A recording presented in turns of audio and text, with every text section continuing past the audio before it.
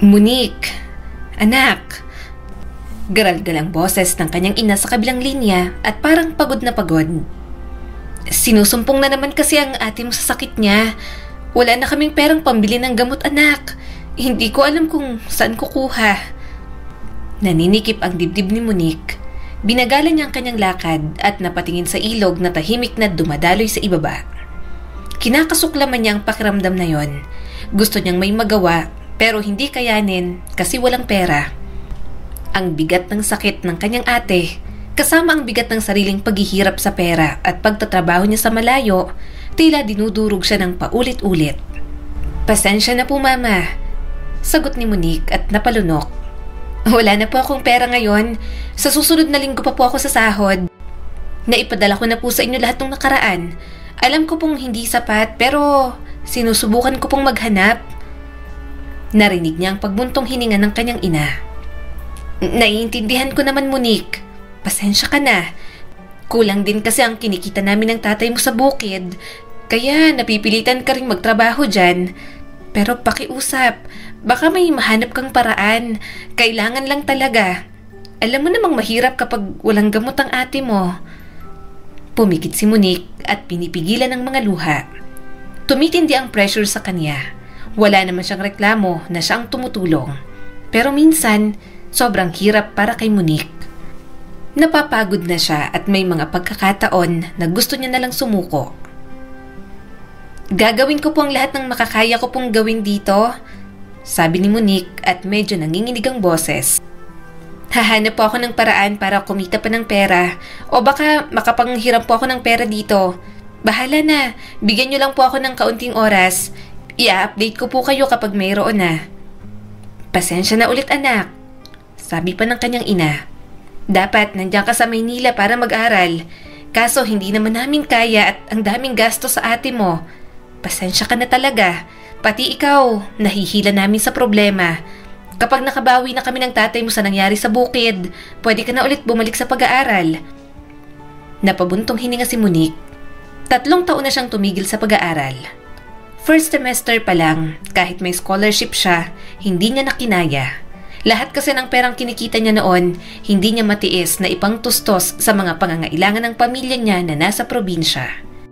Kaya kahit gusto niyang makatapos sa pag-aaral, matagal niya nang tinanggap na mahirap para makamit iyon. Kaya nga kapag medyo nakabawi ng kaunti ang mga buhay nila sa hirap, doon pa lang din makakabawi si Monique sa sarili niyang buhay. At nawawala na siya ng ganang mag-aral, kaya baka mag-abroad na lang siya. Mas kailangan niya kasi na kumita agad ng pera. "Okay lang po. Mahal ko po kayo kaya worth it naman po ang pagod dito. Sige po, ibababa ko na rin po ito. Pauwi na rin naman po ako. Mamaya na lang po ulit. Nasa daan po kasi ako, Nay." Imporma ni Monique sa kanyang ina. Nagsalita naman agad ito. "Oh, sige anak. Mag-ingat ka. Mamaya na lang ulit." Natapos ang tawag at nagpatuloy na si Monique sa pagtawid sa mahabang tulay. Huminga siya ng malalim. Medyo mabigat ang mga nakaraang araw sa kanya at nakakaramdam na rin siya ng matinding pagod. Gustong magpahinga ni Monique pero hindi naman siya pwedeng tumigil. Habang patuloy sa paglalakad, nakita ni Monique ang isang figura sa gitna ng tulay. Isang lalaki na nakasuot ng puting shirt at pajama ang naroon. Nakatayo ito sa gilid ng railings at nakaharap sa umaagos na ilog. Anong ginagawa ng lalaking yun? Lasing ba siya? Tanong ni Monique at dahan-dahang naglakad papalapit. Nakayuko ang ulo ng binata. Nakasubsob ang katawan na parabang pagod na pagod sa pagtayo. Hindi ito gumagalaw, ngunit may kung ano sa katahimikan nito ang nagpatigil kay Monique. "Hoy! Hoy! Kuya, wag!" Sigaw niya rito. Mabilis siyang tumakbo, mabuti na lang at napigilan niya ito sa pagtalon sa tulay. Kahit may kabigatan, nahila niya pa rin. Pareho nga lang silang bumagsak sa lupa. "Hoy!" Malumanay na tawag ni Monique at nanginginig ang boses. "Ayos ka lang ba? Bakit ka tatalon? Ang lalim-lalim yan saka ang lakas ng agos oh." Lumingon ang lalaki sa kanya, ngunit walang pagkilala sa mga tingin nito. Sa kanya lang napansin na hindi nakakakita ang binata. Nanginginig ang mga labi nito habang nagsasalita. "Please, bitiwan mo ako. Hindi ko na kayang mabuhay ng ganito. Bulag ako. Wala na akong makita." Ayokong maghirap. Umalis ka. Bakit mo pa ako pinigilan?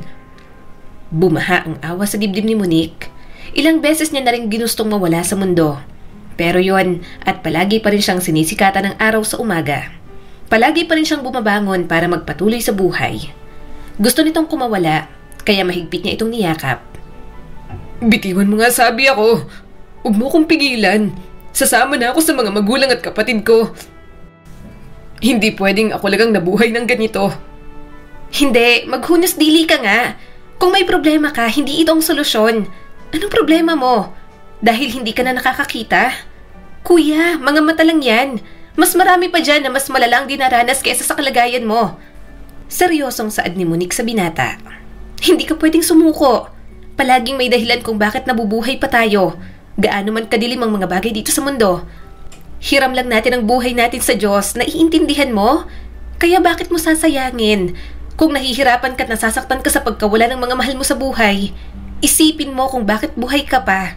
Sa tingin mo, kapag ginawa mo to, makakasama mo ba sila? Sa tingin mo, sasaya sila na nagdurusa ka ngayon? Tumingin ito sa kanya. Nakita ni Monique sa mga mata nito ang lalim ng lungkot. Nanginginig ang mga balikat nito habang umiiyak.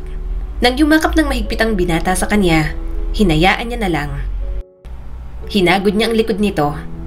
Malalampasan mo rin kung ano man ang pinagdaraanan mo.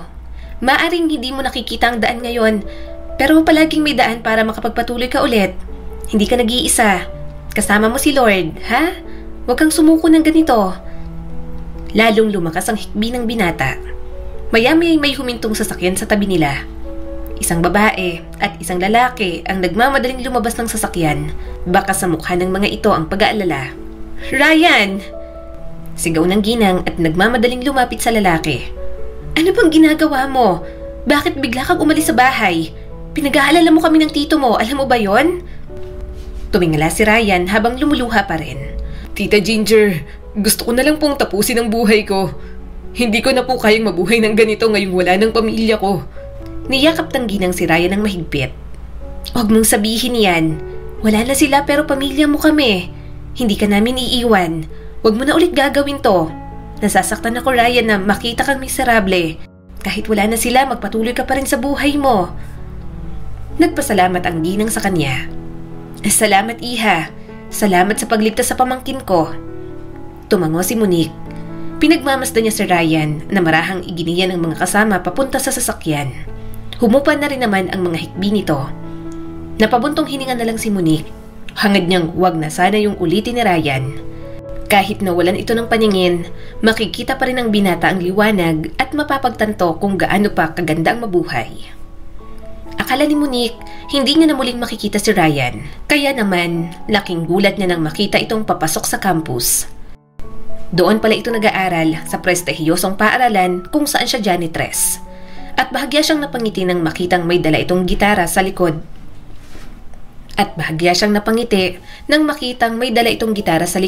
Habang hawak ang isang stick. Bumaba ito ng sasakyan at mukhang ihahatid pa hanggang sa Performing Arts Department.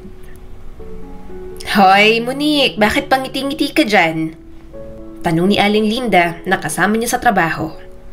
Naglaho naman agad iyon at ibinalik ang sarili sa pagwawalis. Wala po, may naalala lang. Sinagi naman siya ni Aling Linda at mapanuksong tumingin.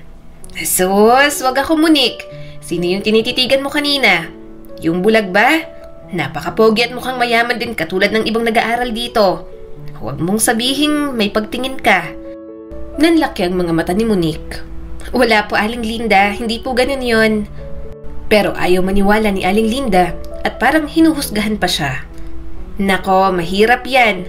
Bata ka pa, kaya siguro nagkakaroon ka ng mga pagtingin sa mga yan. Hindi ka dapat nangangarap ng mga estudyante dito dahil lahat ng nandito, mayayaman. Walang papansin sa katulad mong janitress lang. Kahit bulag pa yung natitipuhan mo, malabong patulan ka. Hindi na nagugustuhan ni Monique ang sinasabi ni Aling Linda. Kung hindi lang ito matanda, hindi siya magpipigil na patulan ito. Kung makapagsalita, tila binibigyan na lang ng mali siyang lahat. Hindi ko po tipo ang lalaki kanina. Katwiran pa ni Monique. Saka, Ano po bang sinasabi nyo? Hindi po ako nagkakagusto sa mga estudyante rito. Kayo lang po ang nag-iisip niyan. Umismid naman si Aling Linda. Huwag mo nang itanggi, Monique. Alam ko namang hindi maiiwasan. Nahihiya ka pa. Pero wag ka lang masyadong mangarap, lalo na't mahirap ka pa. Siguro kung sobrang ganda ka, baka may makapansin sa'yo. Kaso wala ka rin namang ganon. Hindi ka masyadong kagandahan. Ordinaryo lang ang mukha mo kaya hindi madaling mapansin. Alam naman ni Monique na ordinaryo lang ang mukha niya. Hindi sobrang ganda pero hindi naman pangit. Wala siyang nakikitang problema roon at hindi siya nangliliit sa kanyang sarili. Pero kung makapagsalita si Aling Linda, para bang may mali sa ordinaryo niyang mukha. Mabilis na lang tinapos ni Monique ang pagwawalis. Tatapusin niya ng trabaho niya roon para makaalis na siya sa tabi ni Aling Linda. Baka kapag nagsalita pa ito ng kung ano-ano, masagot niya ng wala sa oras. Masyadong maganda ang mood niya para sirain lang ng ginang. Grabe talaga minsan yung bunganga ni Aling Linda, walang awat. Hindi mo lang maging sensitive sa nararamdaman ng iba. Sabihan ba naman akong hindi kagandahan? Bakit? Nung kabataan niya ba sobrang ganda niya? Ipinagmamayabang niyang ligawin siya ng dalaga at maraming naghahabol. Sus, baka nga dinaan niya lang din sa lande kaya maraming nanliligaw. Sinong maraming manliligaw? Boses yon ng isang lalaki. Ay, asong hubo! Nabitiwan niyang mga basurang dala. Nakakagulat ka naman. Kumunot ang noo ni Ryan. Lumapit ako kasi pamilyar ang boses mo. Nagkita na ba tayo? Nanlaki ang mga mata ni Monique. Ha? Pamilyar ako? Sasagutin niya na sana na siya ang nagligtas dito sa tulay. Pero nakita niyang mapanghusgang tingin ni Aling Linda. Napailing na lang siya dahil mukhang iniisip nito na isa siyang oportunista. Sige, alis na ako. Paalam agad ni Monique at lumayo. Ha? Teka lang. Anong pangalan mo? Hindi niya napinansin ang mga sinasabi nito. Gusto niya lang makalayo sa mapanghusgang mga tingin ni Aling Linda. Kapag hindi pa siya lumayo, baka may rason na si Aling Linda para ichismis siya sa mga kasamahan nila sa maintenance. At hindi pa natatapos ang araw, siya na nga ang topic ng chismis. Oh, sinasabi ko sa inyo, talagang may crush to dun sa bulag na estudyante sa building dun sa bandang dulo. Pagbibida pa ni Aling Linda. Tinatanong nga kanina, parang pumikinang ang mga mata nitong si Monique. Napabuntong hininga na lang siya. Aling Linda ang OA, ano po bang kumikinang? Mukha bang stars ang mga mata ko? Huwag nga po kayong magkalat ng chismis na hindi naman totoo. Pero ang mga kasamahan nila sa trabaho, sobrang dami nang sinasabi sa kanya. Pinapayuhan pa siya na huwag nang umasa sa mga anak mayaman na nag-aaral sa school na yon. Mga matatanda sa kanya ang mga katrabaho niya, kaya hindi niya nalang mapatulan. Nag-aayos na si Monique ng mga ginamit niyang panglinis nang biglang may humawak sa kanyang kamay. Kumunot ang noo niya nang makita ang nagsusumamong mga mata ni Greg, ang driver sa school service ng mga bata. Monique, totoo bang sinasabi nila? Paano ko? Tanong ni Greg. Pilit niyang kinuha ang kamay mula rito. Anong paano ka? Anong sinasabi mo? Parang batang nagdadabog si Greg. Alam mo naman, ikaw ang honey my love so sweet ko. Tapos maririnig ko kay Aling Linda na may icing ka na pala sa ibabaw ng cupcake mo. Siya na ba si Mr. Right mo? Mas lalo siyang naguluhan sa sinabi ng binata. Lumayo siya at nagpatuloy sa pag-aayos. Greg, sabi ko na nga natigilan mo ako. Hindi kita type. Sumabat naman si Aling Linda. Greg, hindi kanya tipo dahil ang tipo niya, yung bulag na mayaman. Nagsimula na naman si Greg na parang nanunumbat. Monique, alam mo na love kita. Anong meron ako na wala siya? Wala. Naiinis na tugon ni Monique. Sinapo ng binata ang dibdib. Grabe ka na darling ko. Wala talaga. Hindi ako bulag. Kaya kitang makita mula puti mong buhok hanggang dumimos ako sa mga paa. Oo, hindi ako mayaman pero masikap naman ako. Kaya ko rin nabuhayin ka at ang mga magiging future nating mga anak. Tumigil na si Monique sa kanyang ginagawa. Hindi niya iniisip na magkaroon ng love life. Masyado siyang maraming responsibilidad na kailangan niyang gampanan sa pamilya. Hindi niya ini-entertain si Greg dahil nasa isip na nito ang pag-aasawa. At kung papansinin niya ito na hindi sila pareho ng goal, baka mapaasin niya lang ito Isa pa, hindi niya talaga magugustuhan ng binata kahit maaasahan, masipag at napakabait nito. Nagsalita pa si Aling Linda. Kung ako sa'yo, kay Greg ka na lang, Monique. Mas may pag-asa ka pa at mas bagay kayo. Huwag kang mag-asam ng mayaman. Hindi ka mapapansin ng mga yon. Kung mapansin ka man, gagawin ka lang katawa-tawa at laruan. Yung lumapit sa'yo kanina, bulag lang yon. Pero kapag nalamang janitress ka, ewan ko lang kung pansinin ka pa. Napailing si Monique. Nadidismaya sa mga katrabaho niya. Hindi ko naman po iniisip yan at wala naman po akong pakialam. Pumunta na siya sa locker room at nagbihis. Saglit na natigilan si Monique at napabuntong hininga na lang. Hindi niya talaga maintindihan kung bakit maraming mga tao na gustong-gustong mangialam ng may buhay ng may buhay. Gayunpaman, lahat ng sinabi ni Monique, mukhang lulunukin niya na lang dahil nakita niya ang kanyang sarili na unti-unting humahanga kay Rave. Dahil nakita niya ang kanyang sarili na humahanga ng paunti-unti kay Ryan. Ang galing niya palang kumanta at tumugtog ng gitara. Hindi mapigilang mapangiti ni Monique. Mag-isa lang ito sa theater hall at kumakanta ng buong puso. Ibinaba muna niya ang map at napasandal sa pader. Parang nawala ang pagod ni Monique habang pinapakinggan ang boses ni Ryan. Mabuti na lang nakita kita. Kung natuloy ka sa pagtalon, sayang naman ang boses mo, hindi maririnig ng ibang tao. Bulong ni Monique sa sarili. Maya-maya umalis na rin naman siya. Baka may makakita pa sa kanya at pagchismisan na naman tungkol sa pangangarap niya kay Ryan.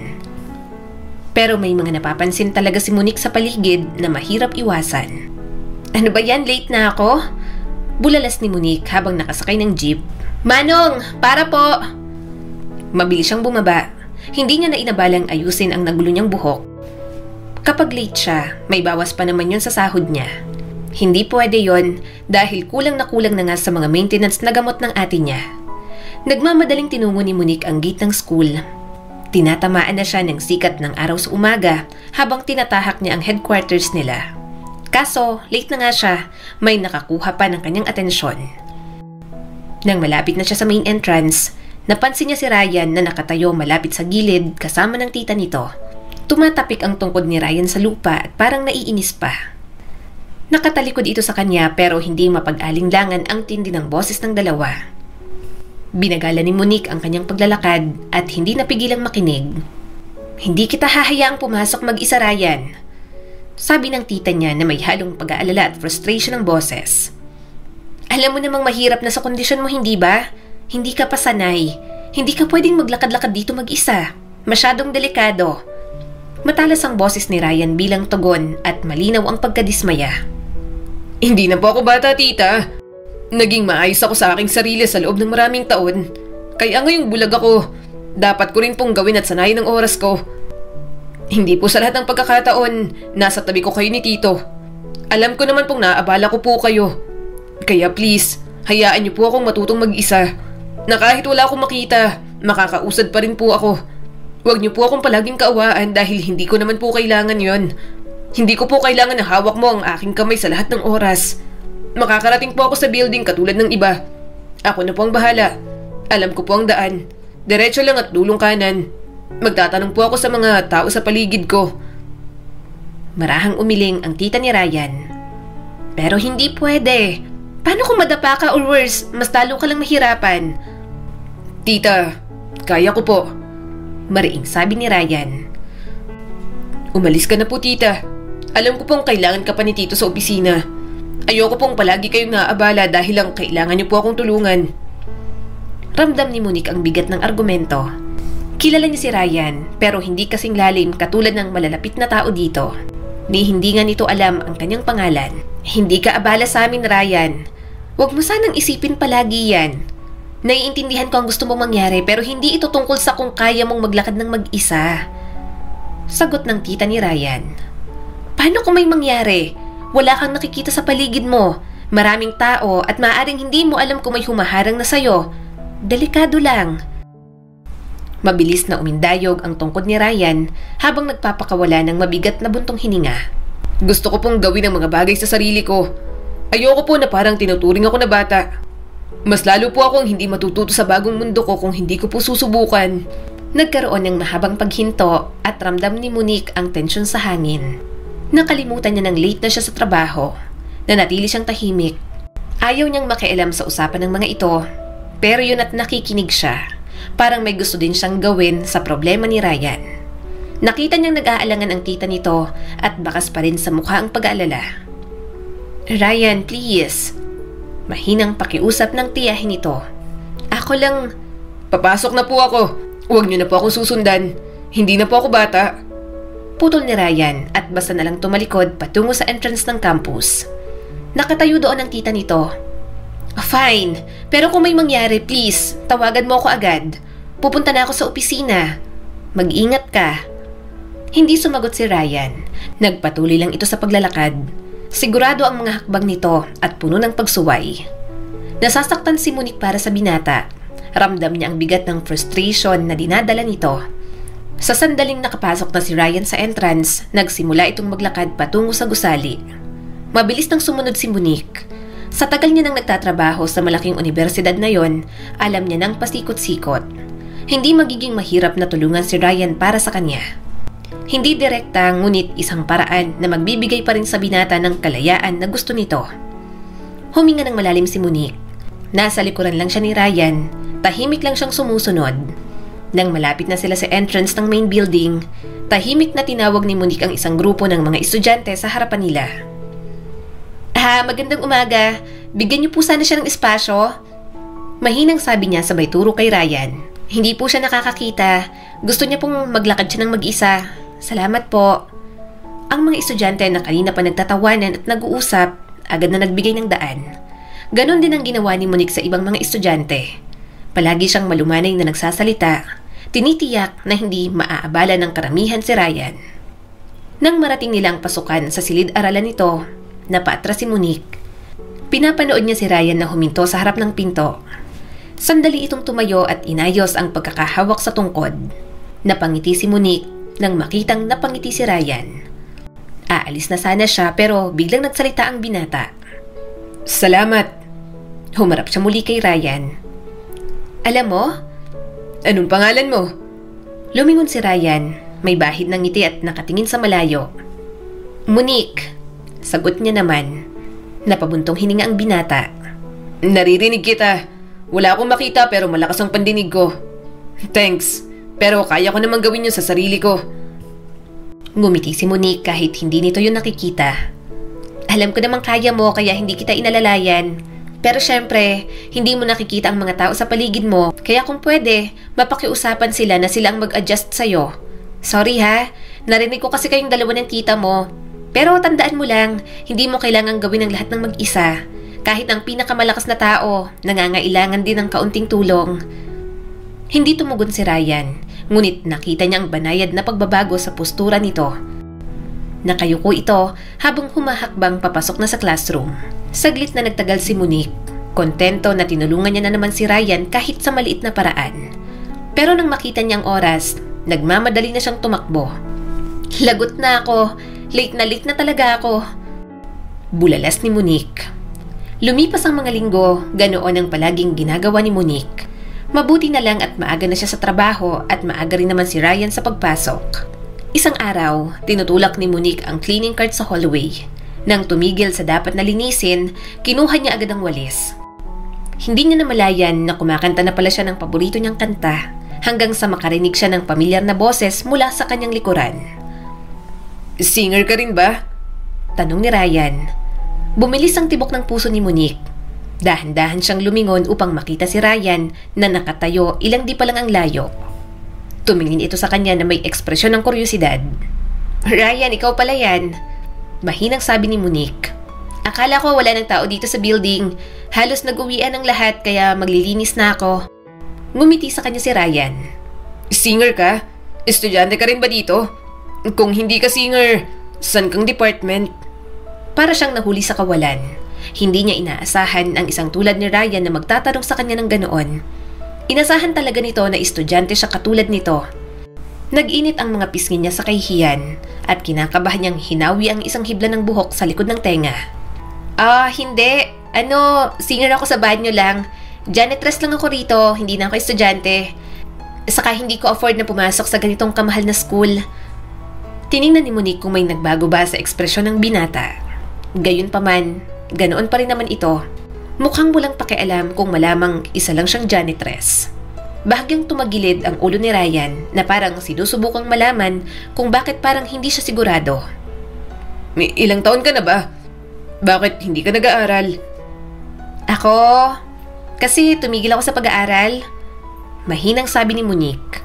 Kailangan kong tumulong sa pamilya ko sa probinsya. Education ang nakuha kong kurso dati, pero hindi ko na rin naituloy dahil nga doon. Hindi na talaga ako nagkaroon ng pagkakataon na ituloy pa. Pero mahilig ako sa music, hindi nga lang singer at musikero katulad mo. Mahilig lang, pero ang music, hindi ako hilig. Lumambot ang ekspresyon ni Ryan habang nakikinig. Salamat nga pala, sabi nito at puno ng sinseridad ang boses. Para sa ginawa mo para sa akin. Napangiti naman siya habang nagsisimula ng magwalis. Okay lang yon. Saka nasanay na rin naman ako na palagi kitang tinutulungan kapag pupunta ka sa building mo. Saka nasasanay na rin ang mga tao rito sa'yo sa campus. Sa susunod, hindi na kita kailangang alalayan kasi kaya mo naman. Napakagatlabi si Ryan. Hindi naman yun, Monique. Sandali siyang natahimik. Hindi sigurado kung saan patungo ang usapan. Anong ibig mong sabihin? Ngumiti naman ang binata. Iniligtas mo ang buhay ko ilang buwan ang nakakaraan. Sa palagay ko, hindi ako nagkaroon ng pagkakataon na magpasalamat sa iyo ng maayos. Pero binuksan mo ang aking mga mata. Pinaalala mo sa akin na napakaraming dahilan para mabuhay. Gulat na gulat si Monique. Naalala mo pa pala yon? Sana hindi mo na inulit. Mas lalong napangiti ang binata. Wala ako rito ngayon kung inulit ko man. Naalala mo talaga? Tanong ni Monique. Naalala mo ako. Hindi ako makapaniwala. Akala ko hanggang pagiging pamilyar ka lang. Tumango si Ryan. Sincere at kalmado ang mukha nito. Siyempre, naalala kita. Naalala ko ang boses mo. Ikaw ang nagligtas sa akin nung naramdaman kong napakalaki at nakakatakot ang mundo. Hinding-hindi ko yun makakalimutan. Napuno ng halong pagtataka at emosyon ang mga mata ni Monique. Hindi niya napagtanto ang epekto ng sandaling yon o kung gaano yon kahalaga sa binata. Alam niyang masyadong mabigat ang mga pinagdadaanan nito ng mga panahong yon, kaya hindi niya inaasahan na maaalala pa siya nito. Natigilan si Monique sa pagwawalis. Tinulungan lang kita kasi ayokong makita kang mamatay sa harap ko. Saka ko ang nandoon, ayoko namang maghintay pa ng ibang tao na tutulong sa'yo. Ngumiti ulit si Ryan at puno ng kabaitan ng ekspresyon. Iniligtas mo ako, Monique. Ipinakita mo sa akin na kahit mahirap ang mga pinagdadaanan ko, kailangan ko pa rin lumaban sa buhay. Matagal na natahimik si Monique. Palagi niyang iniisip ang kanyang sarili bilang isang janitress lang. Isang taong naglilinis at gumagawa ng mga bagay na hindi gustong gawin ng iba. Pero ngayon, pagkarinig ng pasasalamat ni Ryan, naramdaman niyang may espesyal sa kanya. Salamat din, Ryan. Nakangiti niyang sabi. Pero sa will mo rin naman yun na mabuhay. Basta magtiwala ka lang sa mga plano sa'yo at siguradong may magagandang darating pagkatapos ng pagdurusa. Naging kakaibang routine ang mga araw ni Monique mula nang magsimula siyang gumugol ng mas maraming oras sa tabi ni Ryan. Madalas na itong huling lumalabas sa music hall para lang hintayin siya na muling maglinis doon. Habang naglilinis, walang ibang ginawa si Ryan kundi ang makipagkwentuhan. Sa katunayan, nagustuhan ni Monique ang kanilang pag-uusap. Nagkaroon sila ng koneksyon at pagkakaibigan. Kaibigan para sa binata, pero sobrang espesyal para sa kanya. Ryan? Tawag ni Monique na may bahid ng pagtataka sa boses. Lumingon sa kanya si Ryan mula sa pagtugtog ng gitara. May ngiting sumilay sa mga labi nito. Hey Monique, may gusto akong iparinig sa'yo. May nakumpos akong kanta. Gusto mo bang marinig? Hindi niya alam kung bakit, pero may kung ano sa paraan ng sinabi nito na nagpatibok ng puso niya. Ha? Talaga? Sige nga, parinig ako.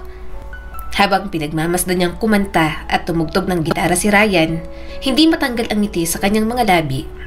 Tila nag-iilusyon man, subalit parang hinahara na siya ng lalaking labis niyang hinahangaan. Itinagilid ni Ryan ang ulo, malinaw na naghihintay sa kanyang tugon. Ano sa tingin mo? Napangiti si Monique na parang kumikirot pa ang puso sa saya. Ang ganda, Ryan. Anong ibig sabihin ng kanta mo? Ngumiti naman ang binata at inilapag ang gitara. Tungkol sa isang pag-ibig na nagsasalbat, nagbibigay ng tahanan. Matamang tiningnan ni Monique ang gitara. Ang ganda rin ng meaning. Sana maging sikat na singer at musikero ka in the future. Papanoorin ko ang mga performance mo. Mukhang natuwa si Ryan. Lumambot ang mukha nito. Natutuwa ko na gustuhan mo. Bago pa man makapagsalita si Monique, isang boses ang humarang sa kanila. Pagiging overacting pa lang, alam na agad ni Monique kung sino. Monique, darling ko, anong ibig sabihin nito? Tanong ni Greg na basta nalang pumasok sa music hall. Lumingon si Monique at naiinis na tiningnan ng binata. Pwede ba, Greg? Huwag mo kong tawaging darling mo. Nakakahiya. Baka anong isipin ng ibang tao. Ano naman kung maisip nilang ikaw ang baby loves ng buhay ko? Walang hiya pang paggayabang nasabi ni Greg. Parang may isa yata siyang sasapaking lalaki. Kung may korona sa pagiging corny, OA at numero unong mangbabakod, si Greg na yon, at hindi siya natutuwa na naririnig pa yun ni Ryan. Monique, sinong dumating? Tanong sa kanya ni Ryan at tumayo sa kanyang tabi. Bago pa siya makasagot, umepal na naman si Greg. Ako? Tinatanong mo kung sino ako? Ang future... Kumunot ang noon ni Ryan.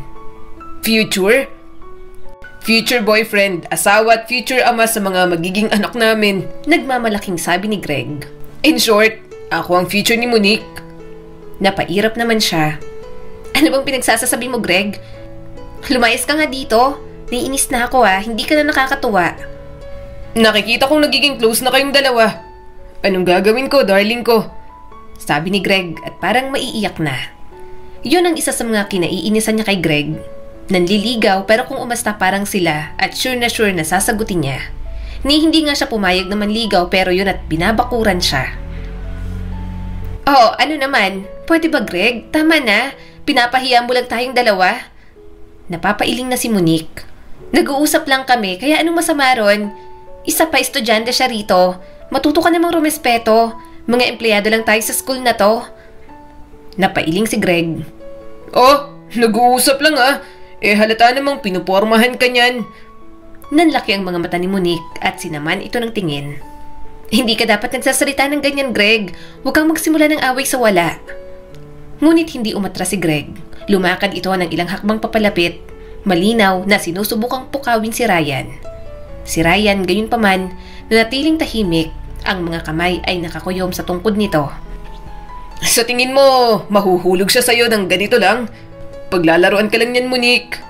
Patuloy pa ni Greg at lumalakas ang boses sabay harap kay Ryan. Anong gagawin ng bulag na tulad nito? Tinulak niya na si Greg. Ano ba?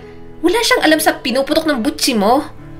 Nagdilim ang ekspresyon ni Ryan at bahagyang namumuo ang tensyon. Ngunit ayaw hayaan ni Monique na lumaki ang mga bagay-bagay sa kanilang tatlo. Mabilis siyang pumagitna sa mga ito. Sinusubukang pakalmahin ang sitwasyon. Greg, pakiusap. Itigil mo na. Walang dahilan para kumilos ng ganito. Hindi naman tayo at wala kang karapatang umasal ng ganito. Napo-frustrate na sabi ni Monique. Tumawa lang si Greg. Monique, wala akong pakialam. 2 taon na ako nagpaparamdam sa'yo na gusto kita tapos dumating lang siya. Nasa kanya na lahat ng atensyon mo. Lumingon si Monique kay Ryan na namumula ang mukha sa frustration. Mariin ang mga mata ni Ryan at parang kagalit ang hangin. Lumalim ang pagkunot ng noo nito. Saglit itong hindi nagsalita. Ngunit nang gawin iyon, malamig na boses na ang narinig ni Monique. Hindi mo sinabi sa akin na may boyfriend ka na pala. Sabi ni Ryan. Pinutol nito ang tensyon sa pagitan nila. Natigilan si Monique. Ha? Hindi. Ryan, hindi ko... Ha? Bulalas ni Greg bago pa siya nakapagsalita. Yan dapat ang naisip mo. Gaganyan-ganyan ka, hindi mo naman alam na may binabangga ka. Napailing si Ryan at halatang nabibigo. Walang ibang salitang kinuha nito ang gitara at nagsimulang maglakad papalayo. Gusto niyang humabol pero alam niyang bad mood na ang binata. Parang bumagsak ang puso ni Monique sa kawalan. Ryan! Sandali lang! Nakatayo doon si Greg, nakangiti na parang nanalo. Pero hindi na tumingin si Monique. Pinagmamasdan niya si Ryan, mabigat ang dibdib sa panghihinayang. Gusto niya itong tawagin para magpaliwanag ngunit huli na. Nakapagdesisyon na si Ryan at hindi siya sigurado kung paano aayusin ang gulong ginawa ni Greg. Tinulak niya ang binata. Bakit mo ginagawa to, Greg? Bakit mo sinusubukan magsimula ng isang away kay Ryan? Nababaliw ka na ba? Kaibigan ko siya. Wala kang karapatang gawin to. Umigting ang panga ni Greg habang nakasandal at naniningkit ang mga mata. Mahal kita, Monique. Ganito lang ako pero seryoso ako sa'yo. Hindi mo ba nakikita? 2 taon na kitang nililigawan. 2 years. At anong makukuha ko? Si Ryan lang ang iniisip mo. Anong espesyal sa kanya? Kumulo ang dugo ni Monique. Ilang beses kong sasabihin sa'yo na ayaw kitang sagutin. Ayaw kong magpaligaw dahil hindi ito ang priority ko sa ngayon. Pero kapag si Ryan, biglang priority mo na agad. Tumawa ng mapakla si Greg. Monique, hindi mo ako maloloko. Oh, anong gagawin ko? Hindi kita gusto. Naiintindihan mo rin ba ako, ha? Bakit ko pipilitin ang sarili ko kung ayaw ko naman talaga? Sa wakas ay nasabi ni Monique. Hindi ito tungkol sa gusto mo, Greg. Ito ay tungkol sa paggalang sa akin, pati na rin kay Ryan. Napangisi si Greg at umiiling-iling. Ang sabihin mo, ibang pakikitungo mo sa kanya. Ibang tingin mo sa kanya. Dahil ba mayaman siya? Gwapo? Yun ba? Gusto mo siya dahil mas marami siyang maibibigay sa'yo kaysa sa akin? Nag-alab ang galit ni Monique. Puro kababawan ang nakikita niya ngayon sa masayahing si Greg. Hindi siya makapaniwala na ganoon ang magiging reaksyon ng binata. Tigilan mo na ako sa pagtatanong mo ng ganyan. Mariing putol ni Monique sa mga sinasabi nito. Anong tingin mo sa akin? Mukhang pera? Sa tingin mo, may pakialam ako kay Ryan dahil sa pera niya o sa itsura niya? Wala kang ideya kung anong sinasabi mo at kung anong klaseng koneksyon ang mayroon kami. Kung mahusgahan mo ako, masyado kang palong-palo. Para kang si Aling Linda at iba pa nating kasamahan sa trabaho, Greg. Kaibigan ko si Ryan dahil sa kung sino siya. Nakikinig siya sa akin, nare-respeto niya ako at hindi niya ako tinatrato na parang basura. Namula ang mukha ni Greg at nahihimigan niyang panunuya sa boses nito. Maging totoo na tayo dito, Monique. Bulag si Ryan. Hindi mo iniisip na magiging problema yun. Hindi ka niya makikita tulad ng nakikita ko. Simple ka lang. Baka wala ka pa nga sa kalingkingan ng mga matitipuhan niya. Simple at ordinaryo ka lang na klase ng babae. Hindi ka sobrang kagandahan. Kaya dapat mga tulad ko na lang ang pinapangarap mo. Kaysa maghahangad ka pa ng katulad ni Ryan. Bulag pero mayaman at pogi. Mas lalo mo lang pinapatunayang oportunista ka. Naikuyom ni Monique ang kanyang mga kamao. Bumabaon ang kuko sa kanyang mga palad. Mas lalo mo lang pinakita sa akin ang mga dahilan para hindi kita magustuhan, Greg. Masyado kang nakatutok sa sarili mong mga hangarin sa akin na wala ka na ring pakialam sa nararamdaman ko. Palagi ka na lang namimilit kahit ilang beses na akong tumanggi. At anong oportunista ako? Nakita mo bang hinututan ko ng pera si Ryan? Wala kaming ibang ginawa kundi ang magkwentuhan dito tuwing hapon. Napaka-pure ng intensyon niya, hindi katulad mo. May pakialam ako kay Ryan dahil sa pagkatao na meron siya. Bulag siya pero mas kaya niyang makita at ma-appreciate ang mga taong nasa paligid niya. Isang mahina at nanunuyang tawa ang pinakawala ni Greg. Ano ba talagang gusto ni Ryan sa'yo? Bulag naman siya. Hindi niya alam kung anong itsura mo. Hindi niya alam kung sino ang nakakasalamuha niya. Isa kang janitress. Hindi ka naman maganda. Sa tingin mo ba, ang isang tulad niya ay titingnan ka ng puno ng pagmamahal? Natigilan si Monique. Sumakit ang puso niya sa mga sinabi ng binata. Alam niya naman yon, ngunit hindi niya hahayaang bawasan nito ang nararamdaman niya at hindi niya rin hahayaang insultuhin si Ryan ng ganoon. Wala kang karapatang sabihin yan tungkol kay Ryan. At wala kang karapatang sabihin yan tungkol sa akin. Ni minsan, hindi ko naramdamang nahuhusgahan ako pagdating sa kanya. Pero sa'yo, na mas kilala dapat ako, nakatanggap ako ng masasakit na mga salita. Bulag siya. Kaya pinahalagahan ako ni Ryan kung sino ako. Hindi kung ano ang meron ako o kung anong itsura ko. Ikaw, Greg. Ikaw ang bulag. Bulag sa lahat ng selos at insecurities na nararamdaman mo. Nanginginig ang mga kamay ni Monique. Hindi kita sasagutin ng oo dahil lang sa nahihirapan kang manligaw sa akin o dahil sa tingin mo ay karapat-dapat ka para sa akin. Pasensya na, pero ilang beses ko nang nilinaw sa'yo na hindi kita mahal katulad ng pagmamahal mo sa akin. Saglit na parang natulala si Greg. Ang mukha nito ay may halong hindi makapaniwala at galit. Sige, susuko na ako. Mahirap na magpatuloy sa'yo dahil sa ibang tao ka naman tumitingin. Pero ito ang tatandaan mo. Hinding-hindi ka gugustuhin ng Ryan na yun at ng mga taong nasa paligid nun. Masasaktan ka lang sa huli kapag sinubukan mo pang habulin ang pantasya mo na yan. Hindi ka sapat para sa kanya. Huminga ng malalim si Monique. Pero at least, alam ko kung sino ako. At alam ko kung anong nararapat para sa akin. Huwag ka na ulit lalapit sa akin, Greg. Tinalikuran niya ito at mabilis na itinulak ang kanyang cleaning cart. Sobra siyang nai-stress sa ginawa ni Greg. Iniisip niya tuloy kung paano siya hihingi ng tawad kay Ryan. Pagkatapos ng araw na yon, hindi na siya pinansin pa ni Greg. Nakikita niya itong sumusulyap-sulyap sa kanya pero hindi na katulad ng dati. At katulad naman ng dati, si Monique na naman ang pinagchichismisa ng mga katrabaho niya. Maglilinis na ako. Nahihiyang sabi ni Monique nang biglang lumabas ng pinto si Ryan, kasabay ng pagtulak niya sa cleaning cart. Wala man lang siyang natanggap na reaksyon mula kay Ryan. Lumakad na lang ito at marahang lumabas ng building. Ganoon sa mga sumunod na araw kaya nasasaktan si Monique. Akala niya pa naman nakabuo na sila ng friendship. Maaring gusto niyang binata, pero hindi niya maikakailang masarap itong maging kaibigan. At nang makita ni Monique na may katawan ng ibang babae si Ryan sa music hall, mas lalong lumubog ang puso niya. Hindi niya intensyong umasa pero umasa na pala siya sa mga posibilidad sa pagitan nila ni Ryan. At sa huli, siya lang ang naiwang nasasaktan. Sino may sabing umiyak ka, ha? Huwag kang iiyak, Monique. Bakit? Kayo ba? Pinunasan niyang mga luha. Tama na tong kalokohan na to. Hindi fairy tale ang buhay kaya huwag ka nang umasa. Hindi ako mayaman. Hindi pwedeng mag-out of the country kapag stress. Lumuluhang sambit ni Monique habang nakaharap sa salamin.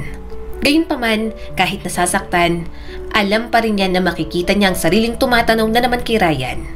Kapag naglalakad ito ng mag-isa, parang ewan na naman nasusunod siya para masigurado na safe ang binata. Mas inabala na lang ni Monique ang sarili niya sa pamilya sa probinsya at mga dapat niyang gawin. Sinubukan niya ring mag-asikaso ng requirements para makapunta na sa abroad. Seryoso ka talaga dito, anak? Talagang gusto mong mag-abroad? Nag-aalalang tanong ng kanyang ina habang nag-aasikaso siya ng mga requirements na ipapasa sa agency. Tumingala si Monique, sinalubong ang tingin ng kanyang ina. Opo, Nay. Seryoso po ako. Magtatrabaho po ako sa ibang bansa. Pipilitin ko pong makapunta. Napabuntong hining ang kanyang ina na minsan niya nalang makita dahil minsan lang siyang umuwi. Hindi ko alam, Monique. Noon pa man ay pinangarap pong makatapos ng pag-aaral. Alam ko yun, anak. Akala ko babalik ka sa kolehiyo pagkatapos na medyo makaluwag ang buhay natin. Nakaramdam si Monique ng paninikip sa kanyang dibdib. Alam niyang gusto lang ng kanyang ina ang makakabuti para sa kanya. Kita niyang pag-aalala sa mga mata nito. Ang pag-aalala na baka isinusuko na ni Monique ang kanyang kinabukasan. Pero nakapagdesisyon na siya, kailangan niyang gawin iyon. Gusto ko pong tumulong na agad, Nay. Mahinang sabi ni Monique. Gusto ko pong magtrabaho ng husto at magpadala ng pera sa inyo. Kailangan po natin to kasi hindi naman po palagi tayong nakakaluwag. At alam ko po na kung mananatili ako dito, mas lalo pong walang mangyayari. Kung mag-a-abroad po ako, mabilis po akong makakaipon, tapos matutulungan kita, Nay, kayo po ni tatay at sa mga kapatid ko. Lumambot ang mukha ng kanyang ina, ngunit naroon pa rin ang matinding kalungkutan. Pero Monique, ang pag-aaral mo, pinaghirapan mo para makapasok sa kolehiyo. Tapos ngayon, gusto mo na talagang tuluyang tumigil? Marami pa akong gusto para sa'yo, anak. Nais kong makapagtapos ka, makakuha ng degree, at magkaroon ng magandang kinabukasan kaysa sa mayroon tayo ngayon. Saglit na natigilan si Monique. Alam ko pong gusto niyo po yun para sa akin, Nay. Pero Nay, parang ang hirap po kasi ngayon. Babalik na lang po siguro ako sa pag-aaral kapag okay na. Pero sa ngayon po, hindi ako pwedeng umupo na lang at maghintay na dumating ang pera. Kailangan ko pong gawin to ngayon para sa ating lahat. At naniniwala po ako na ang pagpunta sa ibang bansa ay ang pinakamagandang pagkakataon na meron ako sa ngayon. Bumagsak ang mukha ng kanyang ina at saglit ay parang maiiyak ito. Sorry, Monique. Ikinalulungkot namin ng tatay mo na hindi kami makapagbigay sa iyo ng higit pa. Sinubukan naman namin. Hindi namin ginustong sumuko ka sa mga pangarap mo. Sumasakit ang puso ni Monique nang makita ang kalungkutan ng kanyang ina. Tumayo siya at lumapit dito. Dahan-dahan niyang hinawakan ang kamay nito at marahang pinisil iyon. Nay, huwag ka pong humingi ng tawad. Pakiusap. Sabi ni Monique at puno ng senseridad ang boses. Alam ko pong paulit-ulit po kayong nagsasakripisyo sa aming magkakapatid, mga bata pa lang po kami. Huwag ka pong mag-sorry. Wala naman po akong pinagsisisihan. Tumingala ang kanyang ina at puno ng luha ang mga mata. Sayang naman anak. Napangiti si Monique at pinunasan ang mga luha nito. Hindi po yun sayang, Nay. Magiging maayos po ang buhay ko kahit ganito. Magsisika po ako, mag-iipon, at ibibigay po ang magagandang bagay na kaya kong ibigay. Ginagawa ko po ito para sa atin. Magkakaroon pa rin po ako ng magandang kinabukasan kahit na ganito lang po ako ngayon. Dahan-dahang tumango ang kanyang ina. Kung ito ang gusto mo, susuportahan ka namin ng tatay mo. Ayoko lang naisipin mo na baka hindi nakabili ng angarap ng tatay mo para sa'yo. Hindi, Nay. Hindi ko po iniisip yon. Nakangiting sabi ni Monique. Hahanap lang po ako ng ibang paraan para mapaganda po ang takbo ng buhay natin. Maaring hindi po ito madali, pero alam ko naman po na magagawa ko. At alam ko pong kahit anong mangyari, sisiguraduhin ko pong magiging okay po tayo. Pero sa mga bagay na binubuo ni Monique para sa sarili niya, saka naman muling magpaparamdam ang isang taong gusto niya ng kalimutan. Dala-dala niya ang mababahong basura nang biglang nasa harap niya na si Ryan. Anong ginagawa mo rito? Seryoso lang ang mukha ng binata, pero maya-maya itinaas ang maliit na bouquet ng mga rosas. Tanggapin mo, para sa'yo to. Umawang ang bibig ni Monique. Bakit? Para saan yan? Saka, di ba galit ka sa akin? Peace offering, sagot ni Ryan. Sige na, tanggapin mo na. Kumunot ang noo niya. Ha? Ayoko nga. Ibigay mo na lang sa katawanan mo palagi. Ito naman ang kumunot ang noo. Anong katawanan ko? Wala naman. Wala? Mapakla siyang tumawa. Anong wala? Ewan ko sa'yo. Makaalis na nga. Aalis na sana siya pero hinawakan ni Ryan ang palapulsuhan niya. Teka lang, hindi ka na nga nakakakita. Palagi mo pa rin ako natatagpuan kahit nasan ako. Baka naman may tinatago kang isa pang mata dyan. Naiinis na sabi ni Monique. Mukhang gusto pang magseryoso ni Ryan pero hindi na napigilang tumawa. Madali kitang nahahanap dahil palagi kang tinatalo ng intrusive thoughts mo. Palagi kitang naririnig na kinakausap ang sarili. Nanlaki ang kanyang mga mata. So, sinasabi mong baliw ako, ganon? Ba't ibang klase ka rin, ano? Humalakak ulit si Ryan at mas lalo pang idinikit ang mga bulaklak sa kanya. Sorry na, Monique. Sorry sa pag-iwas ko sa'yo. Naiinis lang naman ako sa Greg mo.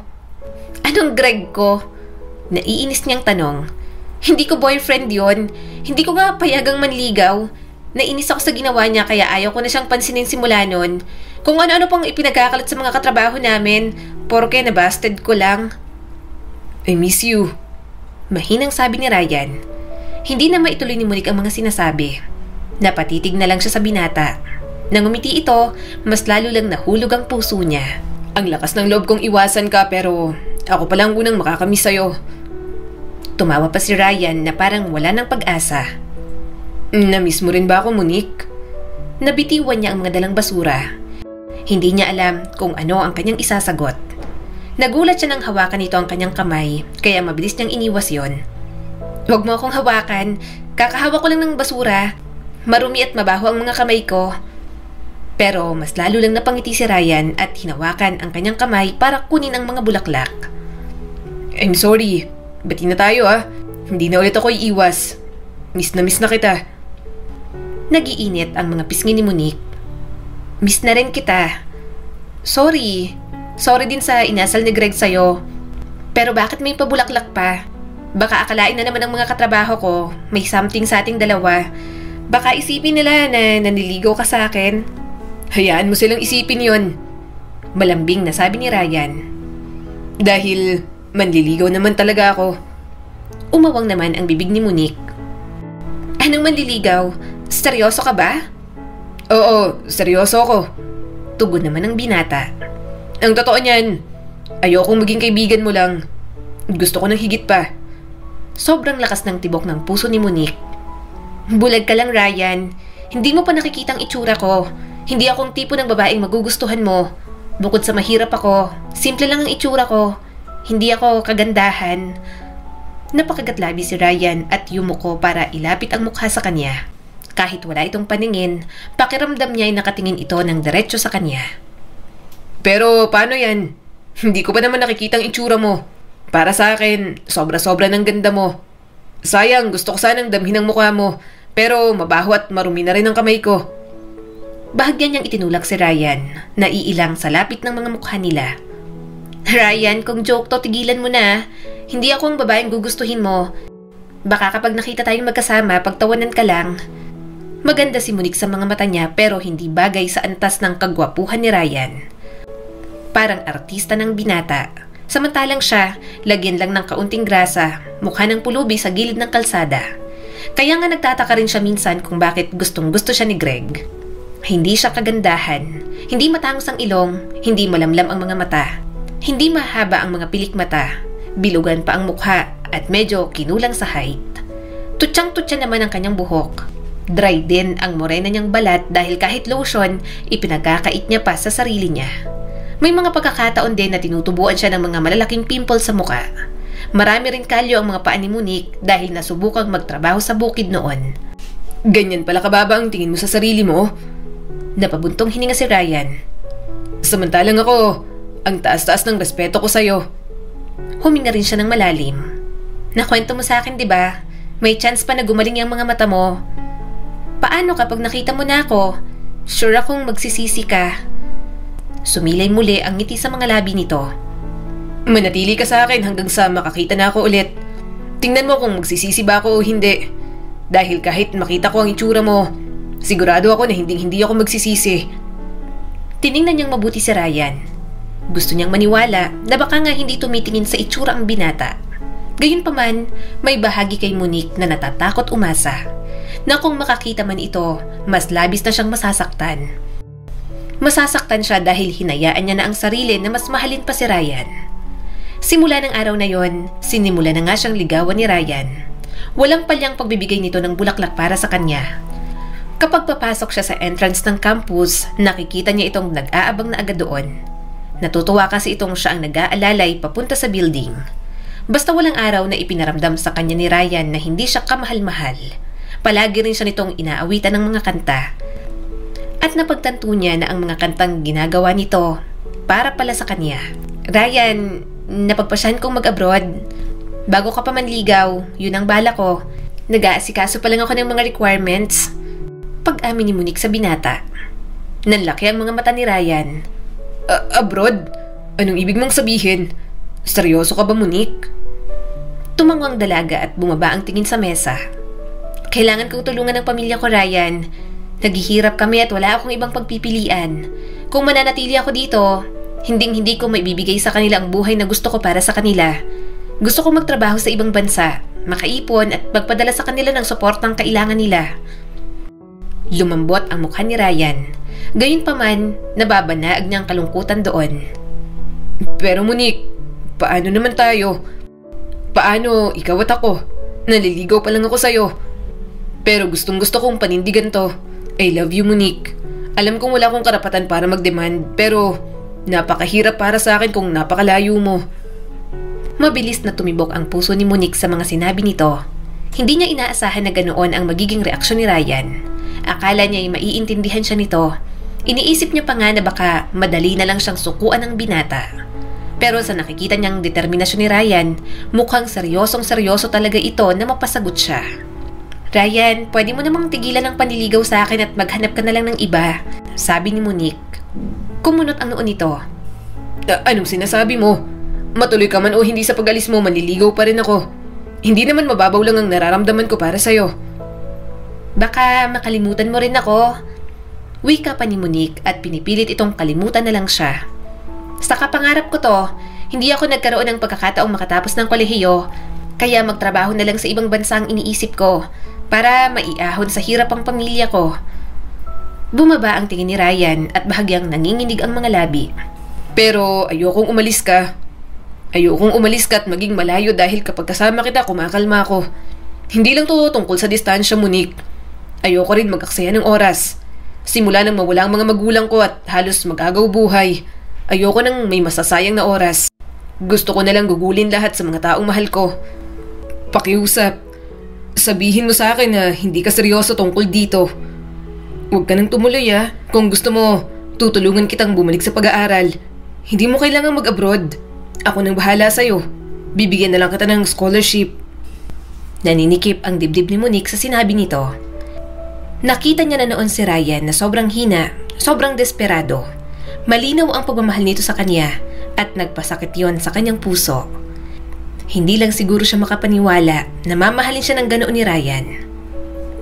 Ryan, sobrang na-appreciate ko na gusto mo akong tulungan, pero hindi mo naiintindihan.